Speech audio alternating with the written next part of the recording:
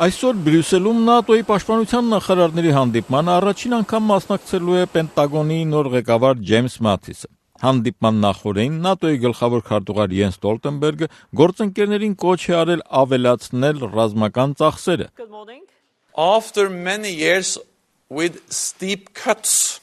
in defense spending, Երկար տարիների ընթացքում ռազմական ծախսերի կրճատման հետևանքով մենք հայտնվել ենք անկյունում։ Փետրվարի 14-ի ասուլիսում ասել է Ստոլտենբերգը, նշելով, որ ԱՄՆ-ն եւ Կանադան անցյալ տարի իրենց հատկացումները ավելացրել են 3.8%-ով։ 2015-ի համեմատ դա մոտավորապես $10 միլիարդ ավելին է, ասել է նա եւ նշել, որ դաշինքի եվրոպական անդամները եւս պետք է ավելացնեն ռազմական ծախսերին հատկացվող ֆինանսական միջոցները։ ՆԱՏՕ-ի գլխավոր քարտուղարը ասել է, որ ԱՄՆ-ի նախագահ Դոնալդ Թրամփի հետ կայացած իր երկու հեռախոսազրույցներում արծարծված հիմնական հարցը դա է եղել։ ԱՄՆ-ի նախագահը ուժեղ աջակցություն է հայտնել Հյուսիսատլանտյան դաշինքին, բայց միաժամանակ ընդգծել է ծանրությունը արդարացի կիսելու անհրաժեշտությունը։ 2014-ից, երբ Ռուսաստանը բռնակցեց Ղրիմը եւ սկսեց օգնություն ցուցաբերել Ուկրաինայի արևելքի ռուսամետ անջատականներին, ՆԱՏՕ-ն որոշեց դադարեցնել ռազմական ծախսերի կրճատումը,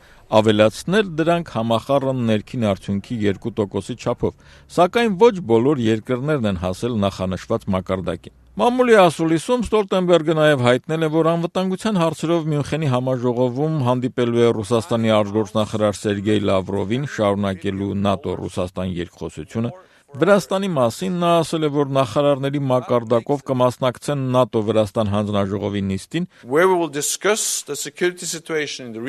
որտեղ քննարկվելու է տարածաշրջանում անվտանգության իրավիճակը եւ Վրաստանում իրականացվող բարեփոխումները, որոնք երկրին ավելի են մոտեցնում ՆԱՏՕ-ին։ Հյուսիսատլանտյան դաշինքին Մոնտենեգրոյի ասոցացման մասին նա ասել է, որ ՆԱՏՕ-ի անդամ 28 երկրներից 24-ը արդեն վավերացրել է Մոնտենեգրոյի ասոցացման համաձայնագիրը։ Չի կարող ասել, թե մյուս 4-ը երբ կվավերացնեն այն, սակայն կարծիք է հայտնել, որ ՆԱՏՕ-ին Մոնտենեգրոյի անդամակցությունը տեղի կունենա մոտ ապագայում։ Նա նշել է, որ ԱՄՆ-ի Սենատի կողմից արձանագրության վավերացման հետ կապված որևէ նշաններ չկան, թե ԱՄՆ-ի նոր վարչակազմը չի աջակցում վավերացմանը։ Սենատում երկու կուսակցությունների կողմից այն ուժեղ աջակցություն ունի, արտաքին հարաբերությունների հանձնաժողովը եւս աջակցում է, եւ ես կարծում եմ ԱՄՆ-ում Մոնտենեգրոյի ասոցացման արձանագրության վավերացումը լավ ուղու վրա է, ասել է ՆԱՏՕ-ի գլխավոր քարտուղարը։